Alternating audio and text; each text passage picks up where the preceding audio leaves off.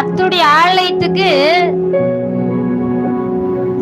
போனால எப்போ ஞாயிற்றுக்கிழமை வரும், எப்பொழுது ஆண்டருடைய ஆலயத்துக்கு போகலாம் என்கிற அந்த வாஞ்சையோட அந்த தாகத்தோட இருக்கிற ஒவ்வொரு பிள்ளைகளையும் கர்த்தர் அபரிதமா என்ன செய்வாரா? ஆசீர்வதிப்பார்.